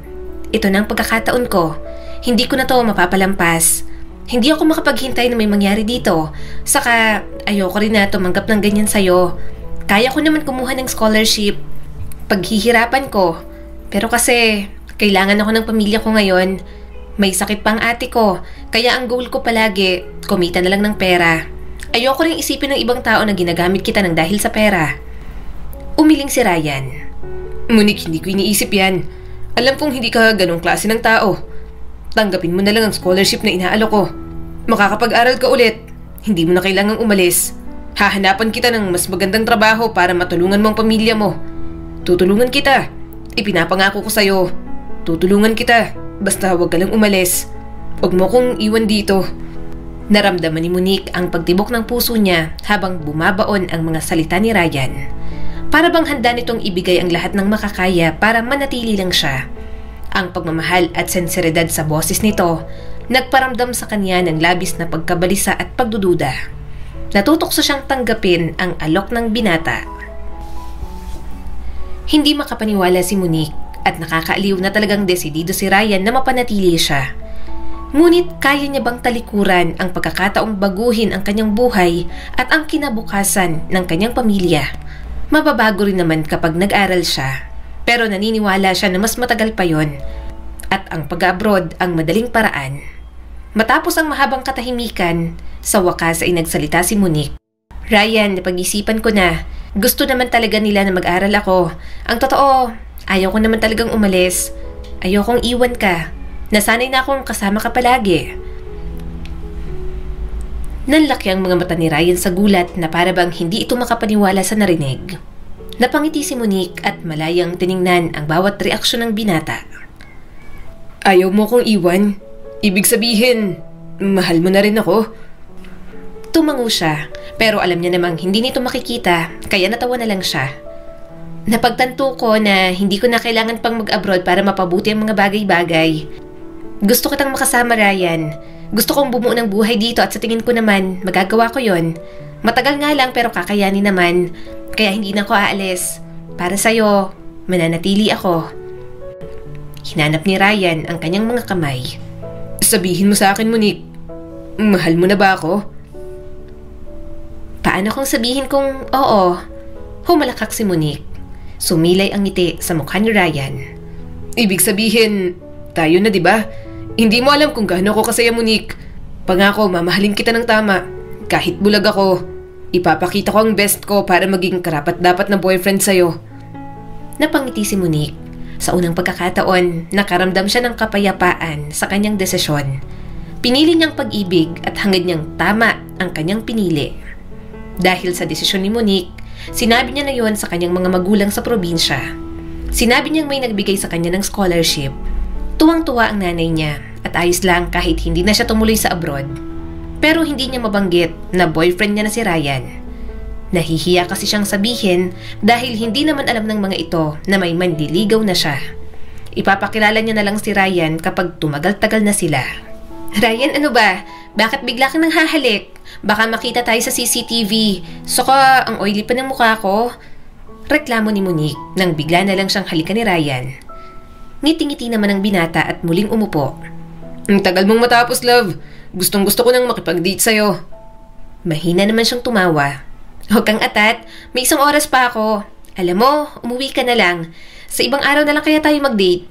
Alam kong pagod ka na. Busy kayo sa rehearsal nyo kanina, di ba? Rinig ko, mag-perform daw kayo sa school fest. Manonood ako, pero hindi mo ako makikita. Tumawa rin naman si Ryan. Alam ko namang manonood ka, kaya iisipin ko na lang na ikaw lang ang nanonood sa akin. Saka hindi pa naman ako pagod. Marami pa akong energy para makipag-date sa'yo. Gusto kong mamasyal kaya ikaw ang mga mata ko. Kapag namamasyal tayo, masayang-masaya ako kapag madaldal ka at sinasabi mo sa akin ang mga nadaraanan natin. Para din na nakakakita na ako. Naging habit na nila yon kapag mayroon silang date. Para mag-enjoy din si Ryan, walang tigil ang bibig niya sa kakadaldal. Magkahawak kamay lang sila at hindi natatanggal ang ngiti ng binata. Gusto kasi ni Ryan na sabay silang maghapunan at halos araw-araw na mag-date. Kapag naman sa umaga, dinadalan siya ni Ryan ng almusal. Ganoon ka-thoughtful si Ryan sa kanya. Ito ang bulag at kailangan ng ekstra na alaga, pero siya ang nakakatanggap noon mula sa kanyang boyfriend. Nasaan na tayo, love? Bakit sobrang ingay? Tanong ni Ryan sa kanya. Napangiti agad si Monique. Nasa night market tayo. Maraming choice ng pagkain dito. Puro fancy restaurant na lang kasi ang pinipili mo. Nalululan na ako sa mga presyo. Kaya dito na lang at huwag ka mag-alala. Libre ko naman. Maarte ka ba sa pagkain? Umiling naman si Ryan at mas talong hinawakan ng kanyang kamay. Parang ang daming tao. Huwag kang bibitiw sa akin. Baka mawala kang bata ka. Nanlaki ang mga mata ni Monique. Hoy, anong bata? Ikaw talaga. Nangaasar ka na naman. Pinapatungan mo palagi ng braso ang ulo ko. Tuwang-tuwa ka pa ang bigat-bigat mo. Ngiti-ngiti naman si Ryan at nagsimula ng maglakad habang hila siya. Ano bang masarap kainin? Halika na, kumain na tayo. Nagugutom na ako. Natatawa naman niyang pinakapit ang binata sa braso niya. Kung ano-anong pinakain niya sa binata. Pareho silang busog at umbok na ang tiyan sa sobrang kabusugan. Kaya wala silang ibang ginawa ni Ryan kundi ang matawa. Kaya lang, bago sila makauwi, may hindi pa nangyaring maganda. Ha? Wala talagang wallet mo? Nag-aalala niya ng tanong. Si Monique na ang naghalungkat ng mga gamit ni Ryan pero hindi niya talaga makita ang wallet nito. Kalmado lang ang mukha ng binata pero siya'y tarantang-taranta na. Nang hindi niya talaga mahanap, napaiyak na lang siya. Sorry, lumuluhang sabi ni Monique. Sorry talaga, baka may nang dekwat ng wallet mo. Ang daming tao, hindi ko kasi napansin. Bumahan naman agad ang pag-aalala sa mukha ni Ryan. Bakit ka umiiyak, love? Huwag ka nang umiyak. Bakit ka ba nagsusorry? Wala ka namang kasalanan. Okay lang, tahan na. Wallet lang yon. Gagawan ko na lang ng paraan ng mga cards ko doon. Mas lalo siyang napaiyak.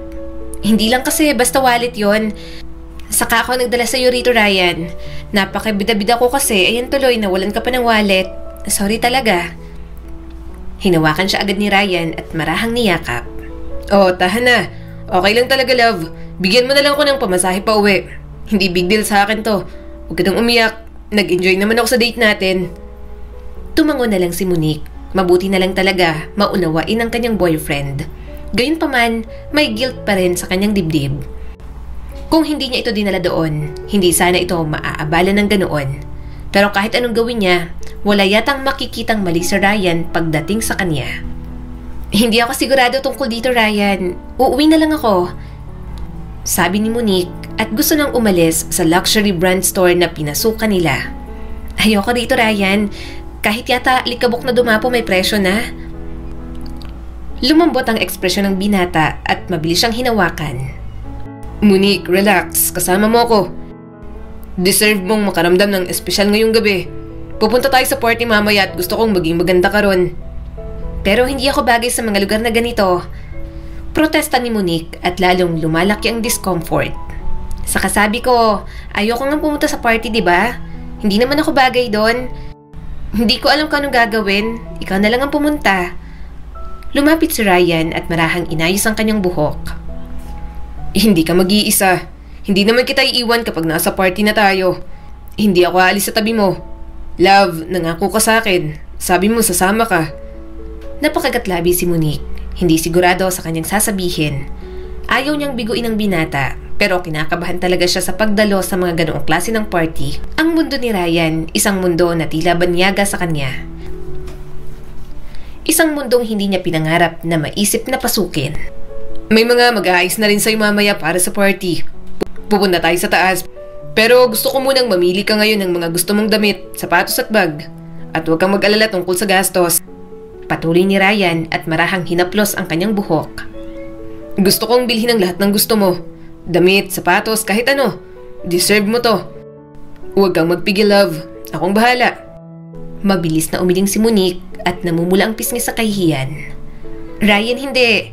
Hindi ko magagawa to. Hindi ko basta-basta gagastusin ang pera mo. Hindi naman ako materialistic. Napabuntong hininga si Ryan at inabot ang kanyang kamay ng marahan. Monique, makinig ka sa akin. Hindi ko nga iniisip kung materialistic ka o hindi. Gusto ko lang talagang gawin to para sa'yo. Binawi ni Monique ang kanyang mga kamay. Ryan, simpleng babae lang ako, okay? Hindi ako kailanman nagsuot ng magagarang damit o sapatos. Anong gusto mo? Mamamalengke lang ako, naka-branded pang damit at sapatos? Masaya ako sa kung anong meron ako. Hindi ko kailangan ng lahat ng to. Hindi mo kailangan gastusin ang pera mo para sa akin. Sa pagkain matatanggap ko pa, pero sa ganito, tatanggihan ko na. Marahang umiling si Ryan. Muling inabot ang kanyang mga kamay. Hindi naman ako nag-aaksaya ng pera, Monique. Gusto ko kasi mahalaga ka sa akin at gusto kong mas patunayan sa'yo mamayang gabi. Nilingon ni Monique ang mga nakasabit na damit at mga nakadisplay na mga sapatos at bags. Pero hindi ko kailangan ng lahat ng to, Ryan. Hindi mo ko mapagsusuot ng mga mamahaling damit dahil wala naman akong ingat sa gamit. Napabuntong hininga ang binata at mas lalong nagsumamo sa kanya. Sige na, please. Regalo ko to sa'yo. Please, wag mo nang tanggihan, love. Sasama ako sa party. Simple lang ang isusuot ko. Pero hindi ko kailangan ng alinman sa mga to. Kapag pinilit mo pa, mag-aaway na tayo. Banta niya sa binata. Wala itong nagawa kundi ang pumayag. Okay, ang hirap mo talagang pilitin. Mahina na lang siyang tumawa. Marami namang paraan para pasayahin siya. Hindi lang naman pera at mamahaling mga bagay ang makakapagpasaya sa kanya. Habang inaayusan, umalis na rin muna si Ryan para maghanda sa party. Samantalang si Monique, ipinagkatiwala na sa mga nag-aayos sa kanya. At kahit hindi siya kagandahan, medyo namangha siya sa naging resulta. Maaring hindi siyang pinakamaganda, pero satisfied siya sa kanyang itsura. Nang makababa si Monique, namangha rin siya sa itsura ni Ryan. Hindi siya nakikita ng binata, pero pakiramdam niya nakatingin ito sa kanya. Ang ganda mo siguro ngayon. Napabuntong hininga na lang si Ryan. Sayang, hindi ko man lang makita. Mahinang tumawa si Monique. Salamat sa papuri. Maayos naman ako. Presentable pero baka iniisip mo sobrang ganda ko. Walang ganon, Ryan. Mas mukha ka pa ring artistahin. Napailing na lang si Ryan at napangiti. Ganda mo pa rin kahit hindi kita nakikita. Magpa-picture tayo. Pakiramdam ko, malalagpasan ang pagkakataong to dahil bulag na ako. Kaya kapag nakakakita na ako, gusto kong balikan ang mga alaala natin katulad nito. Masaya na si Monique sa ganoong pagsasama nila ni Ryan. Subalit masaya man sila, mukhang hindi masaya ang mga taong nasa paligid nila. Sinong kasamang girl ni Ryan? Not so special ha? Parang ordinary lang, ang pangit. Saad ng babaeng nasa banyo. Natigilan si Monique, napasandal siya sa pader at pinakinggan ang pag-uusap ng mga ito. Nagsalita pa ang kasama nito. Agree. Akala ko ako lang pero ang pangit niya. Lalo na kapag nakadikit kay Ryan. Good looking si Ryan, alam na natin yun before.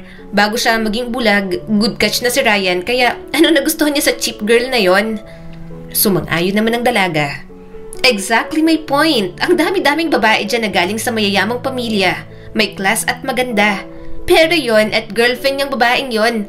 Nakakatawa. If I know, baka inutuuto niya lang si Ryan. Kasi syempre, hindi nakakakita. Pero balita ko, ooperahan na rin naman si Ryan. So, baka hiwalayan niya na rin yung girlfriend niya na yon. Mapapagtanto niya na ang cheap at ang pangit. Nagtawanan pang dalawa. Napabuntong hininga na lang si Monique. Hindi na siya tumuloy sa banyo. Ayaw niyang mas lalo pa siyang Ayaw niyang mas lalo pa siyang mapahiya. Kanina niya pang nararamdaman yon. Ang mga tingin, mga bulong-bulungan. Pabalik na siya sa tabi ni Ryan pero nakita niyang abala ito sa pakikipag-usap. Kaya hindi na muna siya lumapit. Nahihiya na siyang itabi ang kanyang sarili roon. Monique! Usal ng tita ni Ryan. Mabilis siyang umayos ng tayo. Ma'am, hindi ngumiti ang tita ni Ryan. Ilang buwan na nga kayo ng pamangkin ko? Napalunok si Monique. 6 months na po kami, ma'am. Napabuntong hininga ito. Salamat sa pagliligtas mo noon sa kanya. Pero hindi ko naman inaasahang magiging girlfriend ka niya. May motibo ka ba kay Ryan? Napasinghap agad siya. Ano pong ibig niyong sabihin? Wala po akong kahit anong intensyon kay Ryan kundi ang mahalin siya. Hindi ko rin po inasahan na magiging malapit po kami sa isa't isa. Tumaas ang isang kilay ng tita ni Ryan. Well, hindi ko rin naman inaasahan na magtatagal kayong dalawa. Kumunot ang noo ni Monique. Akala niya ay mabait ang tiyahin ni Ryan, pero ramdam na ramdam niya ang panghahamak nito sa kanya. Mapaklan na lang siyang natawa. Monique? Monique, nandyan ka ba? Tawag sa kanya ni Ryan. Humahakbang papalapit habang hawak-hawak ang stick. Huminga ng malalim si Monique nang makalapit na si Ryan. Mabilis nitong hinadap ang kamay niya at hinawakan iyon. Kanina ka pang nawawala. Hindi mo sinasagot ang phone mo. Hindi ka na bumalik. Nag-aalala na ako kaya pumunta na ako rito. Napailing ang tita ni Ryan bago umalis. Napayuko na lang si Monique. Hindi siya bagay sa mundong yon. Walang kahit na sinong makakatanggap sa kanya para kay Ryan. Love, okay ka lang? Tanong ni Ryan sa kanya. May problema ba? Hindi agad siya nakasagot. Gusto ko nang umuwi, Ryan. Bumaha agad ang pag-aalala sa mukha ng binata. Bakit? Pagod ka na ba? Sige, uuwi na tayo. Halika na. Pagkatapos ng gabing yon, hindi na mawala sa pakiramdam ni Monique ang mga panghusgang iyon. Pati pala tita ni Ryan, oportunista at masamang tao ang tingin sa kanya. Labis yung nakakaapekto kay Monique na pati pakikitungo niya sa kanyang boyfriend talagang lumalamig na. Love, may problema ba tayo? Napansin ko parang lagi kang umiiwas. Okay ba tayo? May ginawa ba ako na ikinakagalit mo? Sunod-sunod at nag-aalalang tanong ni Ryan. Napabuntong hininga si Monique. Wala naman, busy ka, busy din ako. Alam mo namang naghahabol ako sa inaaral ko, di ba? Yun lang ang palaging idinadahilan ni Monique. Abala naman talaga siya sa pag-aaral. Subalit kaya niya namang maghanap ng oras para sa kanilang dalawa ng binata. Pero ayaw niya munang magkasama sila ni Ryan. Pakiramdam niya kasi lahat ng makakakita sa kanila, huhusgahan lang siya. Pero Monique, malapit nang mag-sem break. May bala ka ba? Gusto ko sanang mag-out of the country tayong dalawa. Sabi sa kanya ni Ryan. Para naman mabawi natin ang mga araw na busy tayo. Mariin siyang napapikit. Ayoko nang out of the country, Ryan. Uuwi ako sa pamilya ko. Time ko yun para sa kanila, hindi para sa'yo. Bakas ang sakit sa mukha ni Ryan. Love, alam kong may problema tayo pero hindi ko alam kung ano. Please, sabihin mo sa akin para maayos nating dalawa. Napakagatlabi si Monique. Naaapektuhan siya sa pagsusumamo ni Ryan. Ayaw niyang mag-inarte dahil hindi naman siya maganda. Pero nasasaktan lang talaga siya sa mundong mayroon ito. Mas lalo pang napamukha sa kanya na sobrang layo ng estado nila sa buhay. Kung si Monique kailangan pang kumpletuhin ang requirements para makapunta at makapagtrabaho sa ibang bansa, para naman kay Ryan, bakasyon lang at pwedeng pumunta hanggat kailan ito gusto. Cool off muna kaya tayo, Ryan? Tanong niya sa binata. Bumaha naman ang gulat sa mukha nito. Ha? Anong cool off? Nakikipag-break ka? Space ang hinihingi mo pero para sa akin, parang gusto mo na rin akong hiwalayan. Hindi ako papayag. Ano bang problema? Love, sabihin mo naman sa akin. Napabuntong hininga si Monique.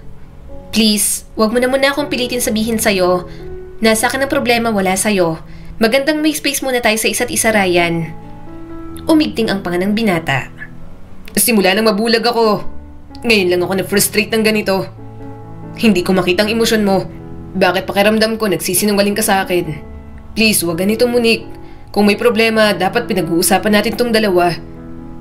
Nangilid agad ang mga luha ni Monique. Mabuti na lang, bulag si Ryan. Masyado kasi siyang emosyonal, lalo na kapag pagkatao niyang pinag-uusapan. Kaya may tahimik silang pag-aaway ni Ryan nang umuwi siya sa probinsya. Alam na rin naman ng pamilya niya na may boyfriend na siya pero hindi niya pa na ipapakilala ng personal si Ryan sa mga ito. Umuwi ka para magpahinga, hindi para magpaka-stress, anak. Ano bang problema? Tanong ng kanyang ina. Umiling lang siya. Wala po, Nay. Pero pinilit siya nito. Sige na, sabihin mo na. Anong problema mo? Sa ating dalawa lang to. Hindi ko na sasabihin sa tatay mo. Promise. Nay, ang pogi po ng boyfriend ko, no? Tanong ni Monique. Tumango naman agad ang kanyang ina. Abay, oo naman. Ang swerte mo rin, anak. Parang artistahin, ang galing pang kumanta. Mas lalong nanikip ang dibdib ni Monique. Hindi po kami bagay, Nay. Mayaman pa.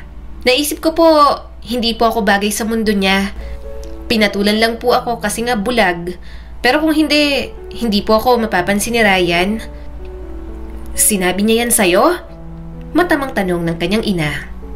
Umiling naman siya. Hindi po, Nay. Iniisip ko lang po, baka kapag nakakita na po siya, magsisi po siya na pinatulan niya po ako. Saka ayaw ng mga taong nakapaligid sa kanya na girlfriend niya ako. Parang imposible raw po.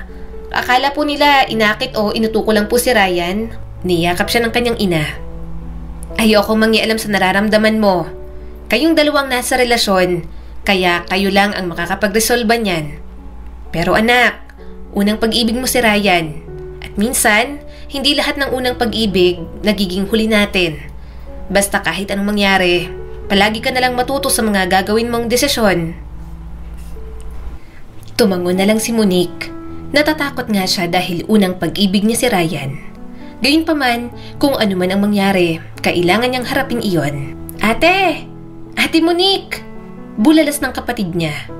Yung pogi mong boyfriend nasa labas. May kasama din na driver, naligo sa putik. Nanlaki ang mga mata ni Monique. Ha? Mabilis siyang lumabas ng bahay. Nanlaki ang mga mata niya nang makitang naglalakad sa gitna ng palayan si Ryan. Sobrang bagal nito dahil walang makita. Inaalalayan din ng driver nitong punong-puno na rin ng putik. Anong ginagawa nila rito? Talaga naman? Mabilis siyang bumalik sa pintuan at kumuha ng tsinelas. Mabilis siyang tumakbo at sinalubong ang mga ito. Pasala-sala pa ang tungkod ni Ryan kaya lumulubog talaga sa maputik na tubig ng palayan ang isang paa nito. Sir Ryan, yung girlfriend niyo po papunta na sa atin. Bulalas ng driver nito. Lumiwanag agad ang mukha ni Ryan na may bahid na ng mga putik. Nagmamadali na itong naglakad at hindi na nagpaalalay sa driver. Napasigaw tuloy si Monique at mas lalong binilisan para masalubong ang binata. Pero bago niya pa ito maabutan, yon at nahulog na ang paa sa mga tanim na palay. Nadapa ito roon at talagang ligong-ligo na sa putik. Ryan! Sigaw ni Monique at mabilis na nilapitan ang binata. Bakit ka ba biglang nagmadali? Hindi kalsada to. Ano? Okay ka lang? Kinapa nito ang mga braso niya at napangiti sa kabila ng mga pinagdaanan makapunta lang sa bahay nila. Namiss kita, Monique. Pinunasan niya ang mukha nito. Anong namiss? Tingnan mo nga yung itsura niyo ni Manong Kaloy. Hindi man lang kayo nagsabi. Mukha kayong mga kalabaw na naligo sa putik. Lalo ka na. Pero ngiti-ngiti lang si Ryan. Bati na tayo? Ewan ko sa'yo. Halika na. Bulalas niya at inalalayan na itong tumayo.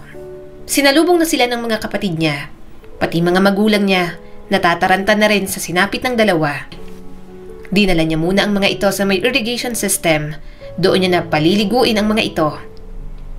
Dito na kayo maligo, malakas ang tubig dito. Nag-iigib pa kasi kapag doon mismo sa loob ng bahay. Sabi niya sa mga ito. Para namang nagtataka si Ryan. Bakit parang open area, love? Gusto mo ba akong samahang maligo? Dito na ako maghuhubad. Nanlaki ang mga mata ni Monique. Hoy, manihimik ka. Dito kayo maligo. Tamang kuskus lang at sabon. Tapos sa bahay na kayo magpapalit. Huwag kang maghubad. Gusto mo bang pagpiestahan ng katawan mo? Umiling naman si Ryan. Siyempre hindi. Ikaw lang naman ang tumitikim sa akin. Tinakpan niya agad ang bibig ng binata. Ryan, manahimik ka. Nandito ang mga kapatid ko. Makikisabay din sa ligo. Ingay-ingay mo. Nagsumbong agad ang magaling niyang kapatid. Tay! Si ate Monique may bold! Binuhusan na ni Monique ng tubig ang kapatid niya. Siya ang sinabuyan ng mga ito bilang ganti, kaya basang-basa na rin siya. Wala na siyang ibang magawa kundi ang sumabay na rin sa paliligo. Muneng! Tawag sa kanya ng tatay niya sa kanyang palayaw. Paghubarin mo na yung boyfriend mo. Baka makatikati pang nabagsakan ng mga yan para madaling masabon. Napabuntong hininga siya. Hubad ka para mas sabon ang katawan mo. Inaalalayan niya sa paliligo ang binata. Hindi nito kabisado ang lugar nila kaya siya na ang nagbubuhos ng tubig. Baka kapag hinayaan niya, madulas pa sa mga lumot doon. Ano ba yan? Ang bagal magtanggal ng botones? Naiinis na sabi ni Monique at siya ang nagtanggal ng mga botones sa polo nito. Tumawa naman si Ryan at hinayaan siya. Manipis bang damit mo? Baka nakabakat yung bra mo. Nakadaster ako, makapal to. Sabi niya rito. Nagpakawala ng malalim na hininga si Ryan. Nakaka-frustrate maging ganito. Gusto kitang makitang naka-duster. Natawa na lang siya. Mabuti na lang bulag ka. Mas pangit ako kapag naka-duster. Baka expectation versus reality ka. Hoy! Muneng, ano yan? Bakit may hinahalik ang pogi dyan? Bulalas ng kapitbahay niyang si Marcy. Natawa naman siya. Manahimik ka dyan, Marcy. Maya-may natapos na rin naman silang maligo lahat. Nang makasettle sila, pinakain na rin naman sina Manong Kaloy at Ryan. Tulingan ng ulam, kaya pinaghimay niya ng isda ang binata. Kapag nakakakita na ako, ikaw naman ang ipaghihimay ko. Sabi ni Ryan sa kanya. Sinubuan niya naman ito habang nakakamay. Ang tanong, mananatili ka pa ba sa akin kapag nakakakita ka na? Kumunot ang noon nito. Anong sinasabi mo? Wala, kumain ka na. Saad ni Monique at itinapat sa bibig nito ang kanin at ulam. Sige na, kumain ka na. Nga. Pero ayaw mo mga ni Ryan at iniwas ang mukha. Ano ba talagang problema, Monique? Wala nga. Hinawakan nito ang kanyang kamay. Bakit pakiramdam ko gusto mo akong iwan? Gusto mo na ba talagang makipag-break sa akin? Hindi agad nakasagot si Monique. Ayaw niyang makipag-break, pero kung si Ryan ang makikipaghiwalay pagkatapos ng lahat, maiintindihan niya naman iyon. Kaya naman habang maaga pa, sinasanay niya nang ilayo ang loob niya sa binata. Para kung ma-disappoint man ito sa kanya, madali na lang makamove on. Kumain ka na lang, hindi mo pa nauubos ang pagkain mo. Mahina niya na lang nasabi. Napailing si Ryan. Hindi ako makikipag-break sa'yo. Hindi ako makikipaghiwalay ng walang magandang dahilan. Mahal kita. Ikaw, mahal mo ba ako? Napakagatlabi si Monique. Oo, mahal na mahal. Iyon naman pala. Mariing sabi ni Ryan. Kung ganun, wag mong isipin na maghihiwalay pa tayo kasi para sa akin, hindi ko hahayaang mangyari yun. Pagkatapos man ito, makakita man ako hindi, mananatili pa rin ang pagmamahal ko sa'yo. Yun lang sana ang isipin mo at wag nang kahit na ano. Napayuko na lang si Monique. Labis kong magbigay sa kanya ng assurance ang binata. Pero hindi niya makuha magtiwala, lalo na't hindi niya alam kung anong magiging reaksyon nito kapag nakita na siya. Love, wag mo akong iwan ha? Sabi sa kanya ni Ryan at hinawakan ng kanyang kamay. Gusto ko ikaw ang unang makita ko pagkatapos ng operasyon. Tipid siyang napangiti. Oo, hindi kita iiwan. Napatingin si Monique sa tito at tita ni Ryan. Napailing ang mga ito at halatang dismayado. Kitang-kita niya sa mukha ng mga ito na napipilitan lang pagtiyagaan ang presensya niya roon. Nagsimula na ngang operasyon ni Ryan. Nandoon lang siya at naghihintay na matapos iyon. Pero ang tita ng boyfriend niya, mukhang gustong-gusto na talaga siyang putulin sa buhay ng binata. Sana wala ka na dito bago magising ang pamangkin ko. Malamig na sabi ng tita ni Ryan. Nang malaman ko na may girlfriend siya ngayong bulag siya, natakot ako. At mas lalo akong natakot nang malaman kong hindi ka man lang galing sa mayamang pamilya. Pakiramdam ko, ginagamit mo lang ang pamangkin ko. At bakit parang ang coincidence naman na janitress ka sa school na yon tapos ikaw ang nagligtas sa kanya noon? Sigurado ako, may ibang motibo ka kay Ryan. Napailing si Monique. Kahit ilang beses niyo pa po akong pagdudahan, malinis po ang konsensya ko. Wala po akong masamang motibo kay Ryan. At hindi ko po siya kayang iwan. Mahal ko po siya. At siya lang po ang pwedeng magsabi sa akin kung gusto niya po na layuan ko siya o hindi. Matamang tumingin sa kanya ang tita ng binata. Ano bang ipinagmamalaki mo? Wala, Monique. Mahirap ka. Janitress ka pa. Nakakapag-aral ka ngayon dahil kanino? Dahil kay Ryan? Then, sasabihin mo, wala kang masamang motibo? Malinaw naman ang gagamit ka. Sinasamantala mo ang pagiging bulag ng pamangkin ko para patulan ka. Hindi na sumagot si Monique. Parang kahit anong paliwanag niya rito, hindi yon maiintindihan ng ginang. Isusuko niyang scholarship para mapatunayan na wala siyang ganoong intensyon sa binata. Nagpatuloy pa ang tita ng kanyang boyfriend. Alam mo ba na bago mawala ang mga magulang niya, may fiancé na siya. Matagal na siyang naipagkasundo at first love ni Ryan ang fiancé niya. Kaya kung tutuusin, pangpagulo ka lang sa buhay ng pamangkin ko. Kaya ngayong babalik na sa normal ang buhay ni Ryan, lumayo ka na lang. Naging pastime ka lang niya. Ikaw lang ang nakita niyang makakapitan kasi akala niya wala na siyang pag-asa. Pero ngayong makakakita na siya, sa tingin mo ba mamahalin ka pa niya? Just look at yourself. Tingnan mo kung bagay ka ba sa kanya. Tanungin mo kung ikaw bang tipong seseryosohin ni Ryan. Napakalayo mo kay Marga. Sobrang layo. Gusto niyang mga tuwiran pa pero kinakain siya ng kanyang mga insecurities. Hindi naman talaga maikakaila ni Monique na hindi siya bagay kay Ryan.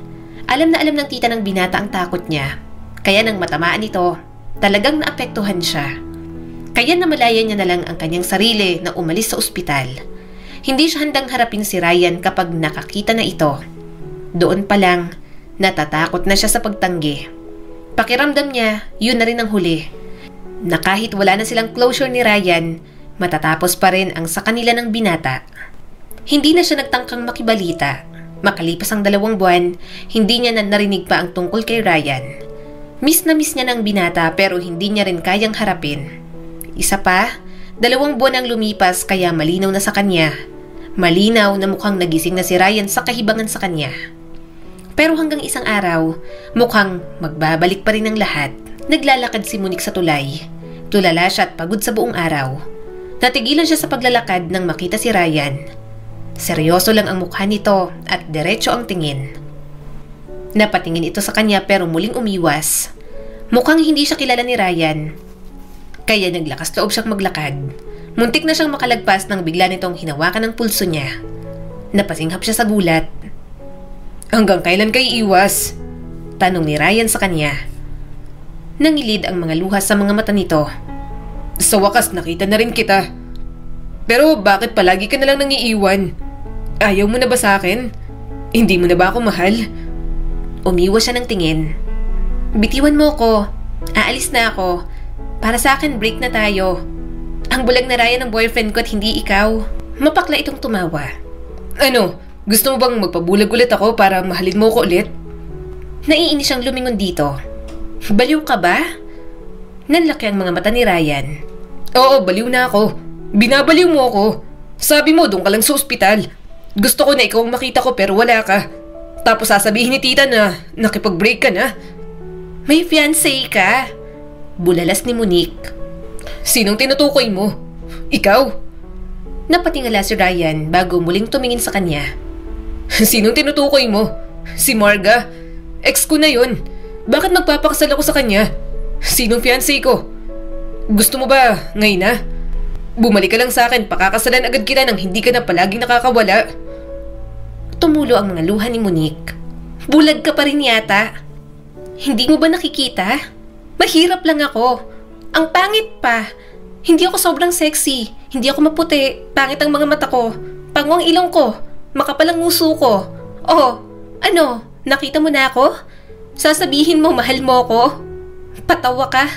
Ang dami-daming sinasabi ng mga tao sa paligid mo tungkol sa akin. Imposibleng hindi mo alam. Napailing si Ryan. Alam na alam ko pero lumayo ba ako? Sobrang nagdududa ka sa pag-ibig ko. At anong pangit? Sino bang tumatawag sa'yo ng pangit at sasapakin ko na? Pinunasan niya ang mga luha. Magpa-check up ka nga. Baka bulag ka pa rin. Nakita na nga na pangit eh. Nagulat siya nang halikan ni Ryan ang baba niya. Saang banda dyan ang pangit? Hinalikan din ito ang kanyang noo, mga mata, ilong, at tumagal sa mga labi. Hahalikan ba kita kung pangit ka? Tinulak niya ito. Hindi ka nakakatuwa. At hindi rin ako natutuwa. Sabi ni Ryan at halos magsumamo na. Huwag mo nang isipin ng kahit na ano. May masasabi lang sila pero hindi naman ako nakikinig. Mahal kita. Dapat yun ang iniisip mo palagi. Hinaplos nito ang bawat parte ng mukha niya. Hindi pa man ako nakakakita. Matagal ko nang alam na pangwang ilong mo. Makapal ang mga labi mo pero nilayuan ba kita? Walang rason para layuan ka, Monique. Mula ulo hanggang paa. Pati mga kalyo mo sa mga kamay at paa, minamahal ko na yan. Kaya huwag ka nang magduda. Mas lalo siyang napaiyak. Mahigpit siyang niyakap ng binata. Mahal na mahal kita, Monique. Pagka-graduate mo, hihingin ko ng mga kamay mo sa nanay at tatay mo. Ayoko nang basta-basta ka nalang nang iiwan dahil insecure ka. Pakakasalan kita at ipapakita ko sa lahat na ikaw ang minamahal ko. Simula ng araw na yon, muli na silang nagkabalikan ni Ryan. Wala na rin namang nagawa ang tita nito dahil ang boyfriend niya pa rin ang nasusunod. Gayunpaman, naiintindihan niyang tita nito. Halatang malaki ang malasakit nito kay Ryan at pinoprotektahan sa sarili nitong pamamaraan. Hindi nagtagal, kinasal na rin naman sila. Hindi na muna sila nagdesisyong magkaroon ng anak dahil hinayaan na muna siya ni Raven na tumulong sa pamilya. Kaya 5 taon pagkatapos ng kasal, doon pa lang nila naisipang magkaroon ng anak. At sa awa ng Diyos, nabiyayaan sila ng anak na babae. Simpleng janitress lang si Monique ni hindi niya lubos maisip na makakapangasawa siya ng katulad ni Ryan. Masasabi niyang swerte siya, hindi dahil sa mayaman at gwapo ito, kundi dahil sa mapagmahal, maalaga, at mabuti ang pagkatao ng kanyang napangasawa. Ang kwentong ito ay nagpapaalala sa atin na may mga pagsubok sa buhay na sa unang tingin parang hindi natin kakayanin. Pero magtiwala lang sa plano ng Diyos at hindi lang basta kakayanin, kundi mawawasak natin lahat ng pagsubok na ating kahaharapin. Isang paalala rin ang kwento ni Ryan at Monique sa mga uri ng pag-ibig na hindi tumitingin sa panglabas na kaanyuan, kundi sa puso na may kabutihan. Muli, ito po si Skylar Guro at sana may bago na naman kayong natutunan sa kwento natin ngayon. Maraming salamat po.